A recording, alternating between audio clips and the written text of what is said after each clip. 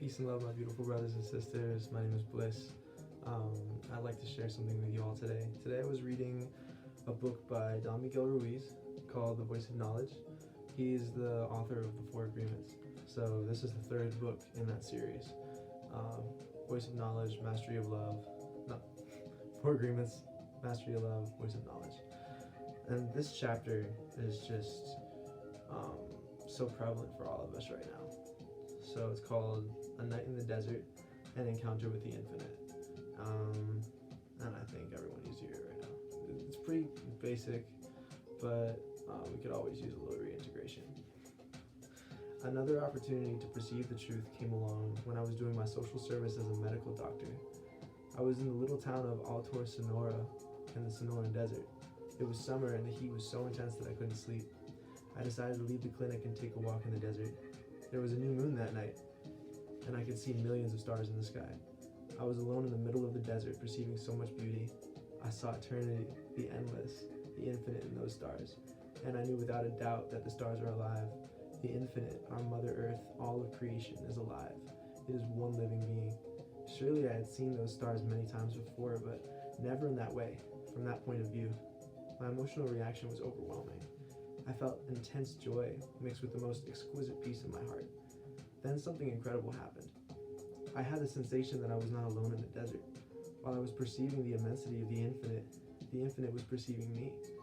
All of those millions of stars were part of one living being who knows everything and perceives everything. The universe knew that I existed. Then something even more extraordinary happened. My perception shifted. And for a moment, I was the immensity of the stars, perceiving the infinite in my physical body. I could see myself in the middle of the desert so small. I saw that my physical body was made of billions of tiny stars, which I knew were atoms, and they were as vast as all of the stars in the sky. That night, I knew that the infinite inside my physical body is just a continuation of the infinite all around me. I am part of that infinite, and so is every object I perceive. There is no difference between any of us, or between us and any object. We are only one because everything is made of light. Light expresses itself in billions of different forms to create the material universe. More than that, I knew that there is only one force that moves and transforms everything. The force that moves the stars is the same force that moves the atoms in my body. I call it life. And light is the messenger or carrier of life, because light is sending information all the time to everything in existence. And it was incredible to understand that light is alive. Light is a living being that contains all of the wisdom of the universe and occupies every space. There is no empty space between the stars, just as there is no empty space between the atoms in my body. The space between the stars is filled with light. It only appears empty when there is no object to reflect the light. Any object we send into space will reflect light because all matter reflects light, just like a mirror. Then I looked in my pocket for a little mirror that I always carried with me in my practice. I should start doing that. In the mirror, I could see an exact copy of all of creation, a virtual reality made by light. In that moment, I knew that my eyes were just a couple of mirrors. I love that part. Light projects a virtual reality inside my brain, just the way it projects a virtual reality inside a mirror. It was obvious that everything I perceive is a virtual reality made by images of light. The only difference between my eyes and a mirror is that my eyes have a brain behind them. And with that brain, I have the capacity to analyze, interpret, and describe the virtual reality I perceive at any moment. I co-create with God, with life. God creates what is real, and I create the virtual reality inside my mind. Through light, life sends all of that information into my eyes, and I make a story about what I perceive. The story is how I qualify, justify, and explain what I perceive. If I see a tree, I don't just see the tree. I qualify the tree, describe the tree, I have an opinion about the tree. I like the tree or I don't like the tree. I may feel that the tree is beautiful or not, but my point of view, my opinion about the tree is a story of my own creation. Once I interpret, qualify, or judge what I perceive, it is no longer real. It is a virtual world. This is what the Toltec called dreaming. Now, everything started to make sense in my mind. I finally understood what my mother and my grandfather had tried to teach me for so long about the ancient philosophy of the Toltec. The Toltec believed that humans are living in a dream. The dream is a world of illusion made by images of light, and the mind dreams when the brain is both asleep and awake. Then I remembered that the word Toltec means artist of the spirit. In the Toltec tradition, every human is an artist, and the supreme art is the expression of the beauty of our spirit. If we understand this point of view, we can see how wonderful it is to call ourselves artists instead of humans. When we think of ourselves as human, we limit the way we express ourselves in life. We hear, I'm just a human, I'm not perfect. But if we call ourselves artists, where is that limitation? As artists, we no longer have any limitation. We are creators, just like the one who created us. The Toltec believe that the force of life working through us is what really creates the art, and that everyone is an instrument of this force. Every manifestation of the supreme artist becomes an artist itself. That manifests art through its own weight. I got kind of caught up in the flow. Every manifestation of the supreme artist becomes an artist itself. That manifests art through its own manifestations. It's a lot of manifests. The art is alive, and it has self-awareness because it comes from life. The creation is ongoing. It is endless. It is happening in every moment, everywhere. How do we live our life? This is our art, the art of living. With our power of creation, we express the force of life in everything we say, everything we feel, everything we do. But there are two kinds of artists. The ones who create their story without awareness, and the ones who recover awareness and create their story with truth and with love. You are dreaming your life in this moment. You perceive not only your own dream, but the dream of the supreme artist, reflected in everything you perceive. You react and try to make sense of what you perceive. You try to explain it in your own way, depending on the knowledge stored in the memory of your mind. This is something wonderful from my point of view. You live in the story that you create, and I live in the story that I create. Your story is your reality, a virtual reality that is only true for you, the one who creates it. Long ago, someone said, every head is a world, and it's true. You live in your own world, and that world is so private. Nobody knows what you have in your world. Only you know. And sometimes even you don't know. Your world is your creation, and it's a masterpiece of art. That night in the Sonoran Desert changed the way I perceived myself and humanity, the way I perceived the entire world. In a moment of inspiration, I saw the infinite, the force of life in action. That force is always present and obvious for anyone to see, but there was no way I could see it with my attention focused on lies. What my grandfather had tried to tell me was true. Only perfection exists. It took a long time for me to put it into words, of course, but I finally understood what he meant when I experienced this truth for myself. I realized that I am perfect because I am inseparable from the infinite, the force of life that creates the stars and the entire universe of light. I am God's creation. I don't need to be what I am not.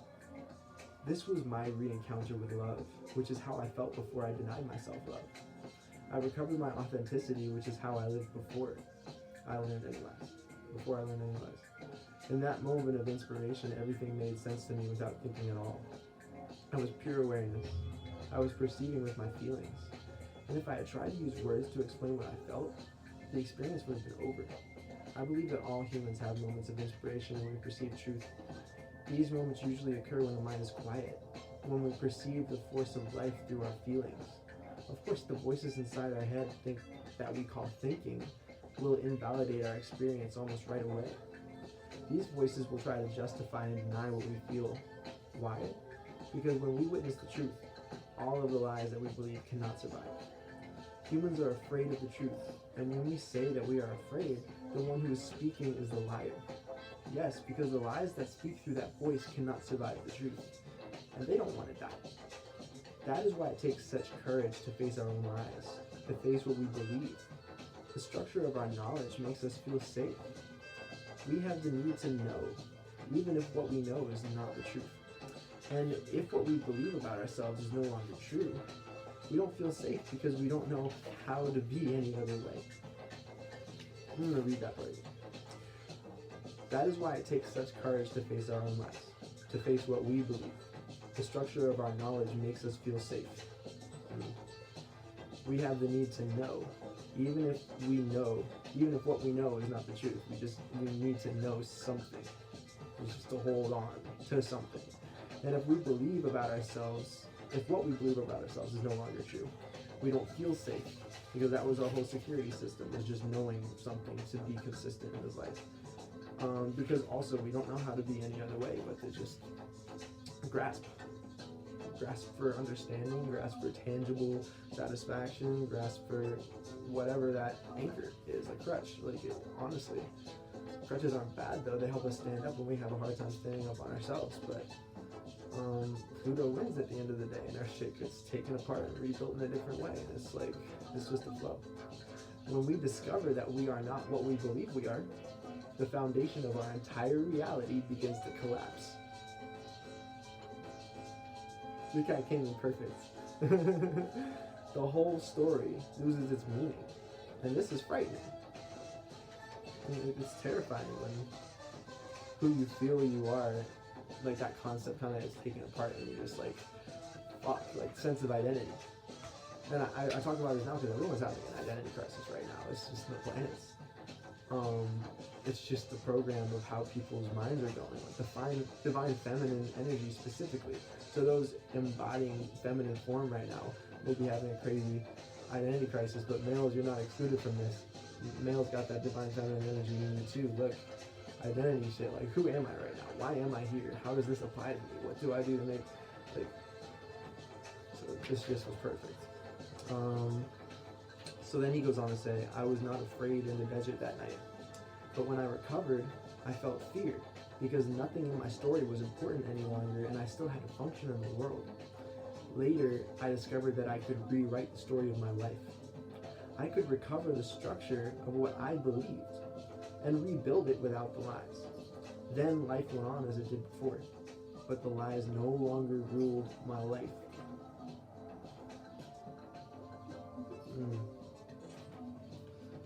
So that's the end of that chapter. This is the bookmark I'm using in this book, my little rainbow oracle deck. Just embracing all the colors of the soul using the flag. So yeah. Anybody going through that shit right now, look, Chiron is in Aries and it just went direct in December. Like, it's okay. You're not going crazy. But Chiron is past experiences, right? And when it's direct, that means it's steamrolling. And we kind of got used to dissolution because all that shit, like the whole entire time it's in dissolution for like half the year, we're retrograde. It's just out there. Like you just feel it out here and you're just getting used to the space because that's your nostalgia, and it's like you're getting used to seeing it outside of you. It's not necessarily in here put together like a puzzle piece where you have to feel it weighing you down. So maybe you got a little used to it being out here, you know, and now all of a sudden everything you did during that retrograde for 6 months, or about 6 months-ish, just and then meshed. And now it's a thing that you have to carry around for about 6 months, and you can transmute it while it's inside you, but you gotta do something with it.